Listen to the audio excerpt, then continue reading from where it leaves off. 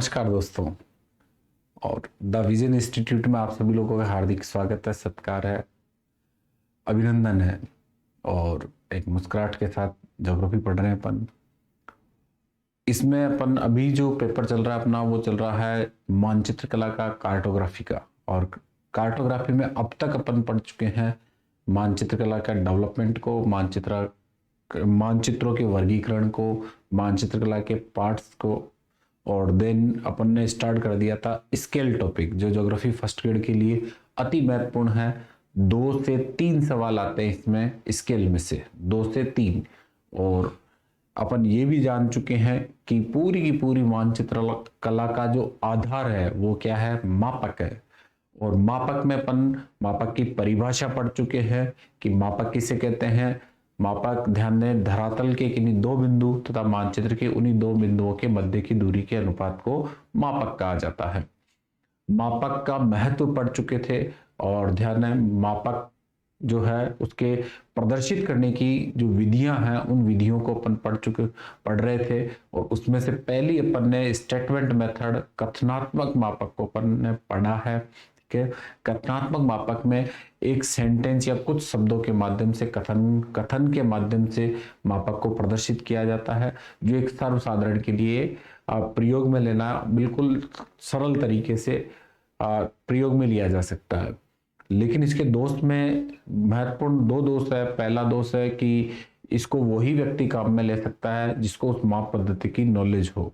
जैसे फ्रेंच माप पद्धति इंडिया में चलती है, तो मीटर, सेंटीमीटर, किलोमीटर, तो इंडिया वाले उसको ले लेंगे। लेकिन चांग जो चीन में चलती है और वर्स्ट जो रूस में चलती है, उसको इंडिया वाले काम में नहीं ले सकते। इसी प्रकार यदि मानचित्रों का लघुकरण और विवर्धन किया जाए तो ध्यान दें, वो मापनी चेंज हो जाती है।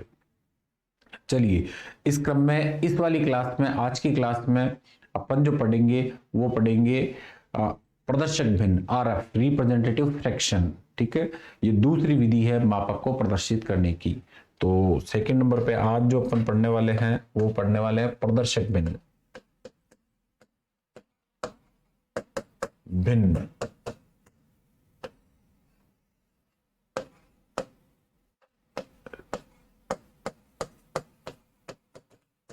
रिप्रेजेंटेटिव फ्रैक्शन, रिप्रेजेंटेटिव फ्रैक्शन, प्रदर्शक भिन्न। तो इसे शॉर्ट में क्या कहा जाता है, आरएफ, आरएफ कहा जाता है शॉर्ट में। अब देखिए ध्यान से, इसका एग्जाम्पल सीधे मैं एग्जाम्पल के माध्यम से आपको बता रहा हूं कि जैसे 1/100, 1:100, ठीक है, या 1:1,00,000, या 1:63,360। ये चारों जो मैंने उदाहरण लिखे हैं, 4 उदाहरण लिखे हैं, चारों के चारों उदाहरण किसके हैं, प्रदर्शक भिन्न के हैं, रिप्रेजेंटेटिव फ्रैक्शन के हैं, प्रदर्शक भिन्न के हैं। मापक को प्रदर्शित करने की जो भिन्नात्मक रूप में मापक को प्रदर्शित किया जाता है उसे आरएफ या प्रदर्शक भिन्न कहा जाता है। तो सिंपली वे में इसकी डेफिनेशन अपन देख सकते हैं कि मापक को प्रदर्शित करने की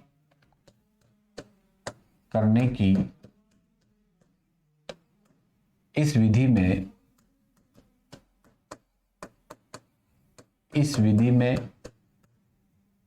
मापक को प्रदर्शित करने की इस विधि में मापक को एक भिन्न के रूप में फ्रैक्शन के रूप में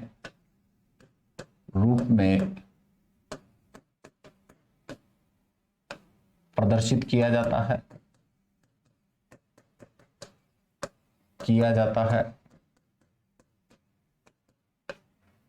जिसकी विशेषताएं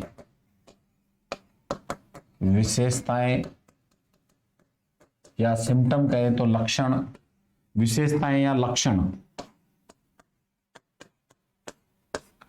अग्र प्रकार से है। अग्र मतलब आगे वाले में देखेंगे।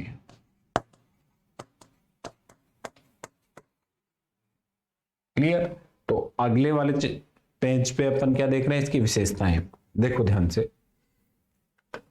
1/100 ये भिन्न है, ये क्या है, एक भिन्न है, जिसको अपन कह सकते हैं आर एफ 1/100।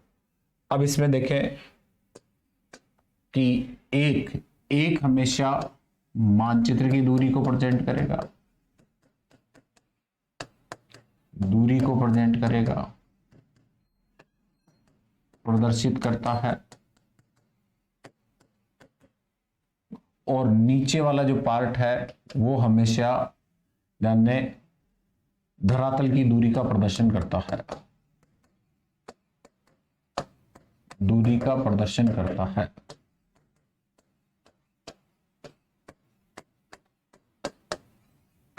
तो मध्य में क्या आ जाएगा, ऑब्लिक आ जाएगा, ये ऑब्लिक।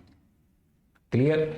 एक हमेशा मानचित्र की दूरी को प्रेजेंट करेगा और नीचे जो वाला पार्ट है वो हमेशा धरातल की दूरी को प्रेजेंट करेगा। तो अपर वाले पार्ट को अपन कह सकते हैं अंश, ठीक है, क्या कह सकते हैं, अंश, और नीचे वाले पार्ट को हर। क्लियर। तो अपन इसका फॉर्मूला जो है वो ये है, आर एफ इजिकल टू मानचित्र डिस्टेंस बटा धरातल डिस्टेंस। ये फॉर्मूला इसका बनता है आर एफ का, ये फॉर्मूला इसका बनता है 1/100। एक एग्जाम्पल के माध्यम से देखा अपन ने। तो ध्यान दें, अंश हमेशा मानचित्र की दूरी को प्रदर्शित करता है और हर हमेशा धरातल की दूरी को प्रदर्शित करता है। एक खास बात देखना कि अंश या जो हर है इसकी वैल्यू किस रूप में है। तो अगर अपन इसको कथनात्मक रूप में लिखें, कथनात्मक रूप में लिखें तो इस तरीके से लिखेंगे कि 1 सेंटीमीटर बराबर 100 सेंटीमीटर, यानी दोनों जगह इकाई सेम रहेगी, यानी अंश और हर इकाई नहीं लिखी होती है लेकिन ध्यान दें सेम इकाई में होती है, ठीक है, या सेंटीमीटर में या इंच में, इसको ऐसे भी कह सकते हैं। ये भी सही है कि 1 इंच बराबर 100 इंच, इसको ये भी कह सकते हैं, क्या कह सकते हैं, देखें कि 1 चांग बराबर 100 चांग, 1 व्रस्ट बराबर 100 व्रस्ट। व्रस्ट रूस में चलने वाली माप पद्धति है, चांग चीन में चलने वाली माप पद्धति है, इंच ब्रिटेन में चलने वाली माप पद्धति है, और सेंटीमीटर भारत और फ्रांस में चलने वाली माप पद्धतियां हैं। क्लियर। तो यहां आप देख सकते हो कि आरएफ रिप्रेजेंटेटिव फ्रैक्शन, इसकी मैं मेन मुख्य विशेषताएं या लक्षण मैं आपको बताता हूं कि इस विधि में मापक को एक भिन्न के माध्यम से प्रेजेंट किया जाता है। किसके माध्यम से, भिन्न के माध्यम से प्रेजेंट किया जाता है। इस भिन्न में अंश हमेशा मानचित्र की दूरी का प्रदर्शित करता है और हर हमेशा धरातल की दूरी का प्रदर्शन करता है। आरएफ जो है इसका ये फॉर्मूला, आरएफ इजिकल टू मानचित्र डिस्टेंस बटा धरातल की दूरी, ये इसका फॉर्मूला है। अब ध्यान दें, अंश के आगे भी इकाई नहीं होगी और हर के आगे भी इकाई नहीं होगी। जैसे अपन यो लिख दें कि आरएफ का सही रूप होगा, सही रूप होगा, ये क्वेश्चन है, मान लो क्वेश्चन है, ये क्या है, क्वेश्चन, आरएफ का सही रूप होगा। तो अब इसमें एबीसीडी देखें, 1 सेंटीमीटर बटा 100, बी 1 सेंटीमीटर बटा 100 सेंटीमीटर, सी 1/100, और डी जो होगा 1/100 सेंटीमीटर। तो इसमें राइट कौन सा होगा, सी। क्यों, क्योंकि ध्यान दें भिन्न के आगे किसी भी माप पद्धति की इकाई यानी यूनिट नहीं लिखी होती है। नहीं लिखी होती है। क्लियर? तो राइट क्या आ जाएगा, ये आ जाएगा।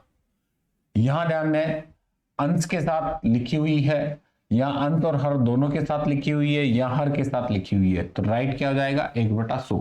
तो इसकी विशेषताएं टिप्स पे याद करें मेरे साथ के साथ कि भिन्नात्मक विधि, रिप्रेजेंटेटिव फ्रैक्शन, मापक को प्रदर्शित करने की इस विधि में, ठीक है, मापक को प्रदर्शित करने की इस विधि में मापक को एक भिन्न के माध्यम से प्रदर्शित किया जाता है, और इस भिन्न में अंश जो है वो हमेशा एक होता है। अंश हमेशा एक होता है। आप देखें उदाहरण, अंश हमेशा एक होता है, 1/100, 1:100, 1/1,00,000, 1/63,360। अंश हमेशा एक होता है और हमेशा वह मानचित्र की दूरी को प्रदर्शित करता है। क्लियर? हर कुछ भी हो सकता है, कुछ भी हो सकता है, लाइक दिस, यहाँ 100 है, यहाँ 100 है, यहाँ 1,00,000 है, यहाँ 63,360 है।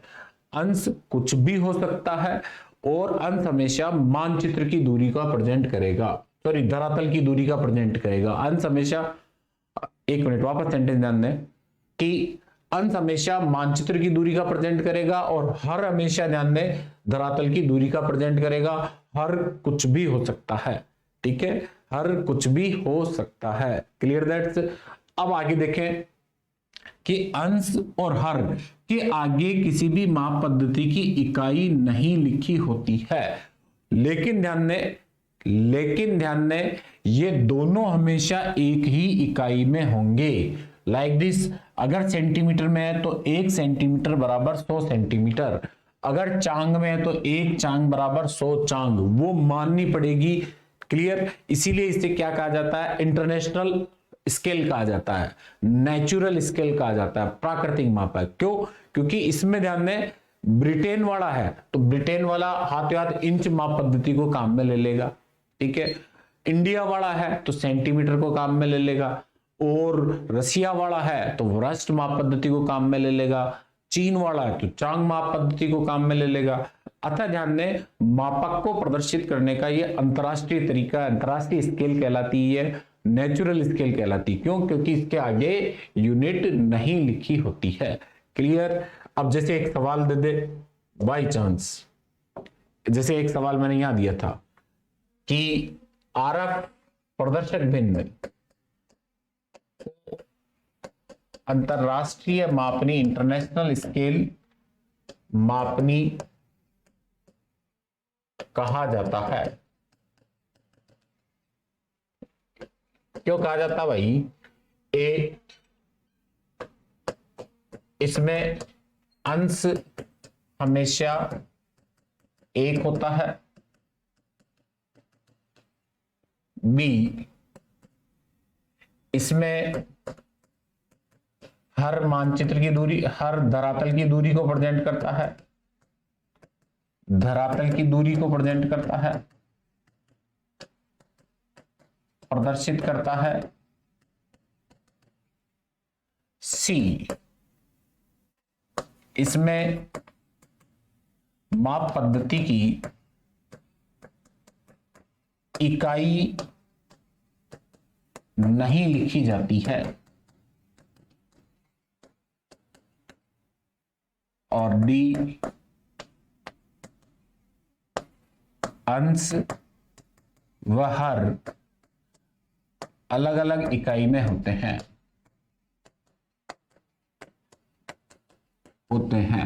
तो ध्यान दें, ये डी सेंटेंस तो वैसे ही गलत है, और इसमें अंश हमेशा एक होता है, बिल्कुल सही बात है।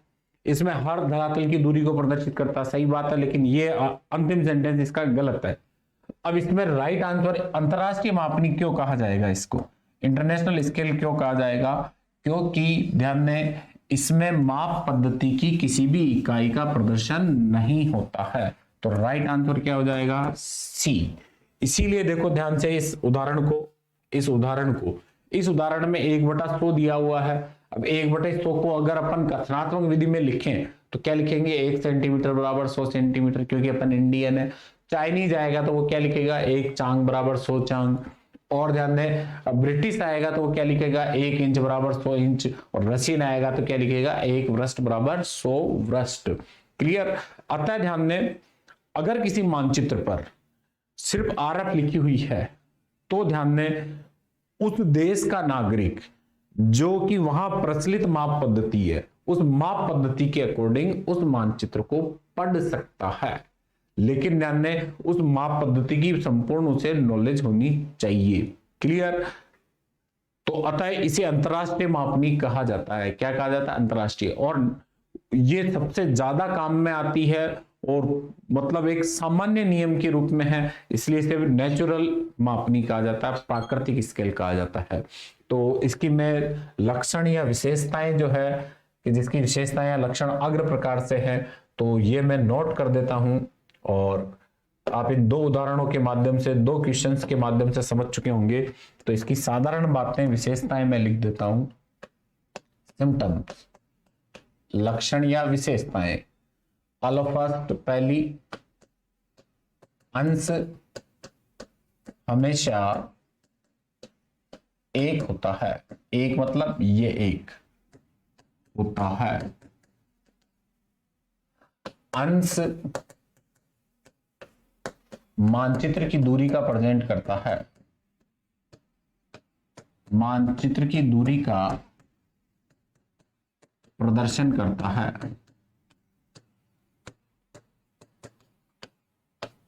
प्रदर्शन करता है।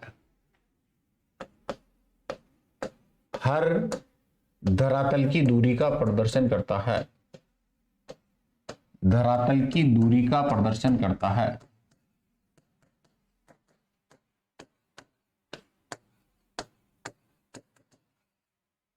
हर का संख्यात्मक मान कुछ भी हो सकता है, लेकिन ध्यान दें अंश का हमेशा क्या रहता है, एक ही रहता है। अंश का हमेशा एक ही होगा। हर संख्यात्मक मान कुछ भी हो सकता है। क्लियर। और अंश व हर हमेशा एक ही इकाई में होते हैं। इकाई में होते हैं,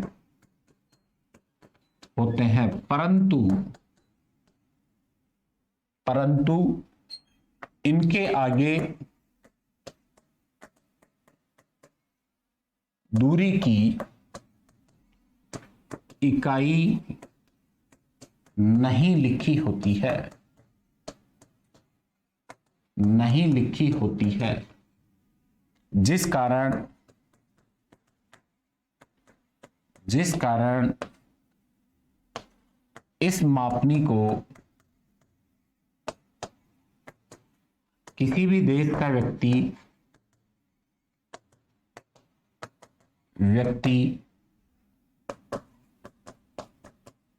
अपनी प्रचलित मापनी में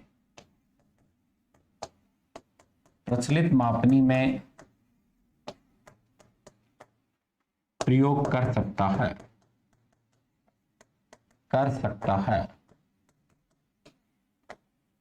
इसी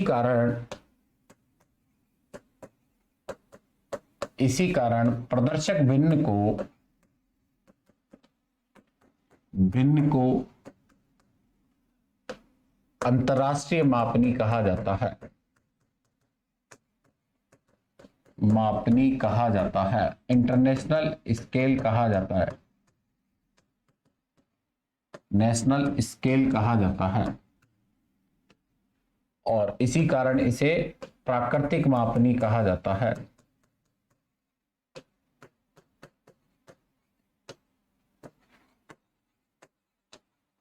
नेचुरल स्केल कहा जाता है, प्राकृतिक मापनी कहा जाता है। क्लियर। इंटरनेशनल मापनी और प्राकृतिक मापनी कहा जाता है। तो यहां ये दोनों सवाल बड़े इंपॉर्टेंट है जो मैंने लिखे हैं। ये देखो लास्ट लाइन है, अंश व हर हमेशा एक ही इकाई में होते हैं, परंतु इनके आगे यहां क्या लिखा हुआ, अंश व हर एक ही इकाई में होते हैं। एक ही इकाई में होते हैं। तो देखो या क्या लिखा, अंश व हर अलग अलग इकाई में होते हैं। तो मैंने क्या कहा था, ये सेंटेंस गलत हो गया, ये सेंटेंस गलत हो गया। इसमें माप पद्धति की इकाई नहीं लिखी होती, इसीलिए इसे क्या कहा जाता है, अंतरराष्ट्रीय मापनी कहा जाता है। इसमें अंश हमेशा एक होता है, ये अंश हमेशा एक होता है। क्लियर, अंश हमेशा एक होता है। और देखिए इसमें हर धरातल की दूरी का प्रदर्शित करता है, तो हर धरातल की दूरी का प्रदर्शन करता है। ये आपको लक्षण याद होने चाहिए, ठीक है। अब मैं इनको वापस आपको याद करवाने की कोशिश कर रहा हूं। प्रदर्शक भिन्न, रिप्रेजेंटेटिव फ्रैक्शन, आरएफ ध्यान दें, मापक को प्रदर्शित करने का भिन्नात्मक रूप है। इस भिन्न में अपर पार्ट यानी अंश जो होता है वो मानचित्र की दूरी का प्रदर्शन करता है और हमेशा एक होता है। धरातल कुछ भी हो सकता है, संख्यात्मक मान कुछ भी हो सकता है, 1/100, 150, 1000, 10,000, 63,000, 360, 36, 12, कुछ भी हो सकता है जो कि धरातल की दूरी का प्रदर्शन करता है। यहां ध्यान दें, इन दोनों के आगे किसी भी माप पद्धति की कोई इकाई नहीं लिखी होती है। अतः उस देश, जिस देश में भी कोई मानचित्र गया और वहां आरएफ लिखी हुई है, तो उस देश में जो प्रचलित माप पद्धति है, उस माप पद्धति को जानकार व्यक्ति है वो तुरंत वो माप पद्धति लगा देगा, यूनिट इकाई, और अपने हिसाब से काम में ले लेगा। इसीलिए इसे अंतरराष्ट्रीय मापनी कहा जाता है, इंटरनेशनल स्केल कहा जाता है। अब देखो, एक देश से दूसरे देश, मानचित्र भारत का है और चला कहां गया, यूएस, तो यूएस चला गया, जापान चला गया, तो उस कंडीशन में होल ग्लोब को ये क्लियर कर रहा है, फैल रहा है। इसका क्राइटेरिया बहुत बड़ा है, इसलिए इसे नेचुरल मापनी भी कहा जाता है, प्राकृतिक मापनी भी कहा जाता है। क्लियर, और इकाई नहीं होती है आगे, दोनों ये माना जाता है कि दोनों एक ही इकाई में होंगे। ऊपर चांग लिया है तो नीचे भी चांग ही होगा, ऊपर सेंटीमीटर है तो नीचे किलोमीटर नहीं होगा, ऊपर सेंटीमीटर है नीचे हेक्टामीटर नहीं होगा, ऊपर सेंटीमीटर है तो नीचे डेकामीटर नहीं, मीटर नहीं, ऊपर सेंटीमीटर है तो नीचे भी सेंटीमीटर ही होगा। क्लियर, इसलिए ध्यान दें, इसे अंतरराष्ट्रीय मापनी कहा जाता है। क्या कहा जाता है, इंटरनेशनल स्केल कहा जाता है। क्लियर, तो ये इसकी महत्वपूर्ण बातें थी। लक्षण सबसे इंपॉर्टेंट है, लक्षण सबसे इंपॉर्टेंट है। अब देखिए ध्यान से कि 1:100, इसको कथनात्मक मापक में चेंज करेंगे तो अपन क्या करेंगे, 1 सेंटीमीटर बराबर 100 सेंटीमीटर। क्लियर, इसी प्रकार 3 नहीं आएगा, 1:300, तो इसको अपन करेंगे तो 1 सेंटीमीटर बराबर 300 सेंटीमीटर। क्लियर, अब अगर इसको इंच में करें तो कि 1 इंच बराबर 300 इंच, ये गलत नहीं होगा, ठीक है, क्योंकि यहां कोई माप पद्धति नहीं है। इसको ऐसे भी लिख सकते हैं, 1 इंच बराबर 300 इंच। अगर अपन 1 वृत्त बराबर 300 वृत्त, तो ये भी सही है, ठीक है, क्योंकि यहां आगे यूनिट नहीं है, आगे इकाई नहीं है। क्लियर, अब इसके गुण व दोष देखते हैं। यहां तक क्लास में आपको समझ में आ गया होगा गुण व दोष। तो इसमें मेरिट एंड डीमेरिट, गुण जो है इसमें ध्यान दें, ये अंतरराष्ट्रीय मापनी है, अतः इसका व्यापक प्रयोग होता है, व्यापक प्रयोग होता है। ये तो हो गया इसका गुण। और दोष में मुख्य दोष है वो ये है कि इसे कोई साधारण व्यक्ति नहीं समझ सकता, साधारण व्यक्ति नहीं समझ पाता है।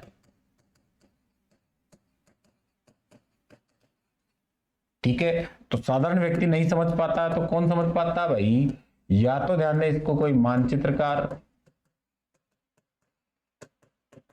ठीक है, या कोई सेना का जो मानचित्रों की नॉलेज रखता है, या जो पढ़ा लिखा है और जिसको ध्यान दें मैथ वगैरह की नॉलेज है, माप पद्धतियां याद है, जिसको ध्यान दें माप पद्धतियों की पूरी नॉलेज है, वो व्यक्ति इसको समझ पाता है, ठीक है, कन्वर्ट कर सकता है अपने माप पद्धति के अकॉर्डिंग। दूसरा दोष इसका यह है कि वही ध्यान दें, फोटोग्राफी में मानचित्रों का लघुकरण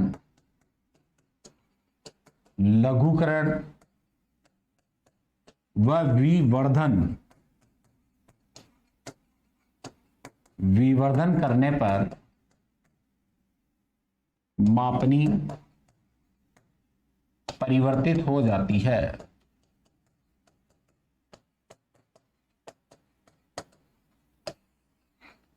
ठीक है, एक्चुअल में तो मापनी परिवर्तित हो जाएगी। ठीक है, एक्चुअल में तो मापनी परिवर्तित हो जाएगी। जैसे देखो, इसको समझो थोड़ा सा। ये फोटोकॉपी है, ठीक है, इस फोटोकॉपी में ये अजमेर का मैप बना हुआ है और इसमें लिखा है, क्या लिखा है कि 1:, ठीक है, 1,00,000, ठीक है, ये आरएफ लिखी हुई है। अब इसका बड़ा बनेगा, ये बड़ा, तो इनलार्जमेंट हो गया। इनलार्जमेंट में ये मैप यूं बन के आएगा, ये बन के आ गया। यहां भी क्या लिखा होगा, 1:1,00,000, ठीक है, जो गलत है क्योंकि एक्चुअल तो ये है। यहां ध्यान दें, फिर ये बड़ा हो गया तो इसकी मापनी क्या हो जानी चाहिए, घट जानी चाहिए, कायदे से ये चेंज हो जाना चाहिए यहां। लेकिन ये यूं का फोटोकॉपी करवाइए तो बड़ा हो गया, बड़ा हो गया तो ये चेंज तो हुई नहीं, चेंज तो हुई नहीं। अब देखो, इसको छोटा करेंगे, रिड्यूस किया, ये रिड्यूस किया तो यहां भी मापनी क्या लिखी होगी, 1:1,00,000, ठीक है, 1,00,000, एक बार जा रही है, कोई दिक्कत नहीं है, तो एग्जाम्पल है, लेकिन 1,00,000 यानी कितने शून्य आ रहे हैं, 5 शून्य आ रहे हैं। ठीक है, कायदे से ध्यान दें, यहां मापनी क्या होनी चाहिए, चेंज होनी चाहिए, मापनी होनी चाहिए 1:3,00,000 के लगभग। एज्यूम्ड मान रहा हूं, ये अलग प्रोसेस है, मैं सिर्फ सिंपल आपको समझाने की कोशिश कर रहा हूं। ये वैसे ध्यान दें, सिंपल वे में जब मानचित्र छोटा होता है, ठीक है, तो मापनी में हर का मान बढ़ जाता है। ठीक है, और अगर मानचित्र को बड़ा करें तो मापनी में हर का मान घट जाता है। तो यहां कितना हो जाएगा, लगभग 50 लाख। क्लियर, तो ये चेंज होनी चाहिए, लेकिन ऐसा होता नहीं है, ये तो हुआ ही नहीं, यहां तो वही 1,00,000 लिखा हुआ है। अतः ध्यान दें, फोटोकॉपी या फोटोग्राफी में ध्यान दें, मानचित्र जो है वो मापनी जो है मानचित्र के अकॉर्डिंग चेंज नहीं होती। ठीक है, नहीं होती, ये समझाने की कोशिश की है। तो यहां मापनी परिवर्तित हो जाती है, मतलब ध्यान दें, यानी इसको अपन ये कह सकते हैं कि मापनी गलत हो जाती है, अर्थ का अनर्थ हो जाएगा, ये सब अर्थ निकालें इसका। ठीक है, हालांकि मापनी परिवर्तित हो जाती है तो फोटोकॉपी और में छोटा करना और बड़े करते समय मापनी चेंज हो जाती है। ठीक है, लेकिन उस पे तो वही लिखी होती है, तो वही लिखी होती है तो बच्चा ये सोचता है ये तो चेंज ही नहीं हुई, वो की वही लिखी हुई है। अरे भाई, एक्चुअल में तो चेंज हो जानी चाहिए, लेकिन लिखी वही तो होती है, तो मापनी इसको परिवर्तित की बजाय आप क्या पढ़ोगे, गलत हो जाती है, स्केल गलत हो जाती है। क्लियर, समझ में आ गया होगा। तो चलिए, अब सबसे अति महत्वपूर्ण है, जो फर्स्ट ग्रेड के लिए एक सवाल 100% है, 100% है, वो है कथनात्मक को भिन्नात्मक में और भिन्नात्मक को कथनात्मक में परिवर्तित करने की विधियां कौन कौन सी है। ठीक है, कैसे इनको चेंज किया जा सकता है, ये तो इसके लिए ध्यान दो, आपको ब्रिटिश माप पद्धति और फ्रेंच माप पद्धति दोनों ही माप पद्धतियां कंठस्थ होनी चाहिए, मतलब इतनी ज्यादा प्रैक्टिकली होनी चाहिए कि एक नजर सामने नजर आया और उसी में चेंज कर दिया। ठीक है, फॉर्मूला तो बाद में लगाओगे, पहले नजर से ही चेंज कर लो। क्लियर, इतनी प्रैक्टिकल होनी चाहिए, प्रैक्टिकल ज्योग्राफी है। ठीक है, और मापक प्रैक्टिकल ज्योग्राफी का आधार होता है। तो सबसे पहले अपन इनमें पढ़ेंगे, वो पढ़ेंगे माप पद्धतियां। तो पहले अपन लेते हैं ब्रिटिश माप पद्धति को ले लेते हैं। ब्रिटिश माप पद्धति,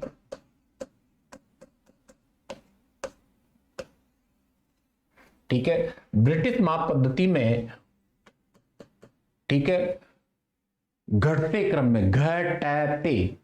क्रम में जो यूनिट है, इकाइयां हैं, जो यूनिट्स है, इकाइयां हैं, उनका क्रम ये रहेगा घटते क्रम में। सबसे बड़ी रहेगी मील, और मील से छोटी रहेगी फरलॉन्ग, और फरलॉन्ग से छोटी यार्ड, यार्ड से छोटी फुट या फिट, और फिट से छोटी इंच। क्लियर? तो अपन हिंदी में इसे कह सकते हैं मील या माइल, फरलांग या फरलांग, और गज और फुट या फिट, बहुवचन में तो फिट और एक वचन में फुट, और इंच, ये क्रम रहेगा। तो इन पांचों में सबसे बड़ा कौन सा है? मील, फिर फरलांग, फिर गज, फिर फुट, फिर इंच। तो इसका कोरिलेशन में देख लें वन बाय वन। मील से फरलांग, तो एक मील में फरलांग कितने होते हैं? वो होते हैं, हाँ, मील, फरलांग, गज और फुट। तो एक मील में फरलांग होते हैं 8 फरलांग, ठीक है। और एक फरलांग में गज होते हैं 220 गज, और एक गज में फिट होते हैं 3 फीट, और एक फुट में इंच होते हैं 12 इंच। ये तो सबसे पहले याद करना है आपको कि एक मील बराबर 8 फरलांग, फरलांग्स, और ध्यान दें 1 furlong is equal to 220 yard, और 1 yard is equal to 3 feet, और 1 foot is equal to 12 inches, 12 inches, 12 inches, ठीक है। तो ये आपको याद करना है। क्लियर? ये आपको याद करना है। तो देखो ध्यान से, एक मील में 8 फरलांग होते हैं, एक फरलांग में 220 गज होते हैं, और एक गज में 3 फीट होते हैं, और एक फीट में 12 इंच होते हैं। क्लियर? ये तो हो गई कौन सी माप पद्धति? ब्रिटिश माप पद्धति, जो कि अपने जो स्वतंत्रता से पहले ब्रिटिश उपनिवेश के रूप में थे। तो अपने यहाँ भी गज, फरलांग ये तो चलता ही है। फिर अपन ने तो एक काम और कर लिया, इंच को भी ध्यान दे 16 सूत में बांट दिया। किसमें बांट दिया? 16 सूत, ठीक है। आपने स्केल देखी होगी 6 इंच की स्केल, उसके इंच वाले पार्ट में 16 भाग देखे हैं, ठीक है, 16 भाग देखे हैं। लेकिन मैं आपको बता देता हूं, क्योंकि आप गवर्नमेंट सर्वेंट डेफिनेट बनोगे, ये दिल से है, ठीक है। गवर्नमेंट सर्वेंट बनोगे आप, और वो भी कहां? स्कूल में, सरकारी में। तो वहां कक्षा 11 और 12 के जब प्रैक्टिकल कराओगे, तो प्रैक्टिकली नॉलेज दे रहा हूं कि स्केल जो है मार्केट से पहले ही ऐसी स्केल परचेज करना जिसमें 1 इंच के 16 के बजाय 10 भाग हो, क्योंकि वहां आप दूरियां लोगे तो प्रतिशतता चलेगी, ठीक है। ये प्रैक्टिकल नॉलेज है मेरी आपको। क्लियर? तो देखें, मस्ती मस्ती में पढ़ रहे हैं अपन, और प्रैक्टिकल है तो प्रैक्टिकल को तो मस्ती में पढ़ेंगे, ठीक है। और जितना पॉजिटिव एनर्जी के साथ पढ़ेंगे उतनी जॉब ज्यादा होगी, सफलता के चांसेस उतने ज्यादा होंगे। तो चलिए, एक मील में 8 फरलांग, तो एक फरलांग में 220 गज, और एक गज में 3 फीट, और एक फुट, फीट नहीं फुट, एक फुट में 12 इंच। क्लियर? और स्केल प्रैक्टिकल कराते समय कौन सी लेनी है? जिसमें 1 इंच के 10 भाग हो, ठीक है। ये प्रॉब्लम आएगी, याद रखना, कक्षा 12 बोर्ड प्रैक्टिकल। तो उस समय आपको स्केल, जब प्लेन टेबल सर्वे करवाओगे तो स्केल में साहब बच्चा आएगा, मैम इसके इंच के कितने पार्ट करूं? बोले दशमलव माप पद्धति लगाओगे तो उसको 10 होने चाहिए। वहां ध्यान दें, 1 इंच में 16 सूत होते हैं। कितने सूत होते हैं? 16 सूत होते हैं। तो दिक्कत हो जाती फिर, ठीक है। चलिए, तो ये स्केल थी ब्रिटिश माप पद्धति की, ये टेबल, और इस टेबल को आपको याद करना है। याद इस तरीके से करना है कि प्रैक्टिकली पूरी नॉलेज होनी चाहिए, प्रैक्टिकली आपको पूरी नॉलेज होनी चाहिए। क्लियर? अब चलते हैं अपन फ्रेंच या इंडियन माप पद्धति, जो आज की तारीख में भारत में इस्तेमाल की गई है, उस माप पद्धति का यूज करना आना चाहिए जो आज की तारीख में चल रही है। फ्रेंच या ध्यान में मैट्रिक माप पद्धति, मीट्रिक माप पद्धति, माप पद्धति, इसमें वही घटते क्रम में जो यूनिट है, उस यूनिट को देखें आप घटते क्रम में। जो यूनिट है उस यूनिट को देखें घटते हुए क्रम में, इकाइयों को, घटते क्रम में इकाइयां।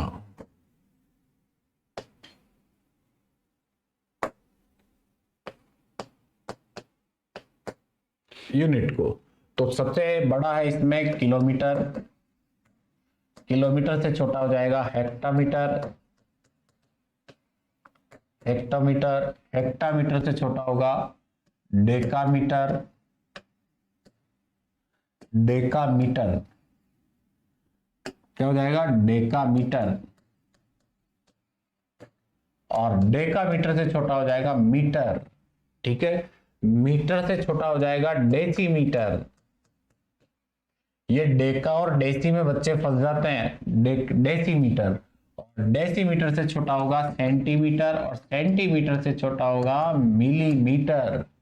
Clear, millimetre. तो यहां कंफ्यूज नहीं होना आपको, यहां कंफ्यूज नहीं होना। डेका और डेसी में कंफ्यूज होते हैं बच्चे ज्यादातर, हमारा भी तो अनुभव है, डेकामीटर और डेसीमीटर में कंफ्यूज होते हैं। तो देखें, किलोमीटर, किलोमीटर से छोटा हेक्टा, हेक्टा से छोटा डेका, डेका से छोटा मीटर, मीटर से छोटा डेसी, और डेसी से छोटा सेंटीमीटर, और सेंटीमीटर से छोटा मिलीमीटर। क्लियर, तो ध्यान से सुने, किलोमीटर आंख बंद करके, kilometre, hectometre, decametre, metre, decimetre और सेंटीमीटर, मिलीमीटर, इस तरीके से याद होना चाहिए। ठीक है, एक नहीं 10 बार डेली करोगे कि 3 सवाल आएंगे, और आगे प्रोजेक्शनों वाले सवाल भी हैं। क्लियर, करीब करीब कार्टोग्राफी में से 10 सवालों को फेस करना पड़ेगा, और ये 10 ही अति महत्वपूर्ण होंगे। ठीक है, तो जहां जहां जो जो चीजें हम बताते चल रहे हैं, उन सब चीजों को आप काफी गहराई से पढ़ते चले, प्रैक्टिकली यूज करते चले। ठीक है, क्योंकि आगे आपको पढ़ाना भी है। ठीक है, फर्स्ट ग्रेड लगने के बाद पढ़ाना भी है, तो ये चीजें तो वहां भी काम आएगी, और वहां काम आएगी नहीं, वहां आएगी। क्यों? क्योंकि एक्सटर्नल आएगा, आप क्या रहोगे, इंटरनल रहोगे। ठीक है, और इंटरनल और external, external and internal forces चलेंगे। ठीक है, एंडोजेनेटिक, एक्सोजेनेटिक, वैसे दबाव चलेगा कि एक्सटर्नल, कोई जरूरी थोड़ी है कि हर एक्सटर्नल एक बिल्कुल कोऑपरेट करता हो। बहुत से आते हैं बोल देते हैं आपके इंटरनल को कुछ नहीं आता, तो उस कंडीशन में आपको ये माप पद्धतियां तो याद होनी ही चाहिए, वरना उस समय ये कहेंगे साहब, बच्चा आके पूछ रहा है कि मैडम फीट में डिस्टेंस ले ली मैंने तो, ठीक है, और आप कहोगे कि इसको मीटर में कर दे, तो दोनों माप पद्धतियां अलग अलग है। ठीक है, बहुत ज्यादा दिक्कत हो जाएगी। ये प्रैक्टिकल नॉलेज है, इसको प्रैक्टिकली गेन करें। तो देखें, 1 किलोमीटर बराबर 10 हेक्टामीटर, हेक्टामीटर, 1 किलोमीटर बराबर 10 हेक्टामीटर। सही लिखे यार, थोड़ा ज्यादा ही बड़ा हो गया ये। कलर चेंज करें, अच्छा वाला कलर ले, शांत कलर। तो 1 किलोमीटर बराबर 10 हेक्टामीटर, 1 हेक्टामीटर बराबर 10 डेकामीटर, 1 डेकामीटर, 1 डेकामीटर बराबर 10 मीटर, और 1 मीटर बराबर 10 डेसीमीटर, और 1 डेसीमीटर बराबर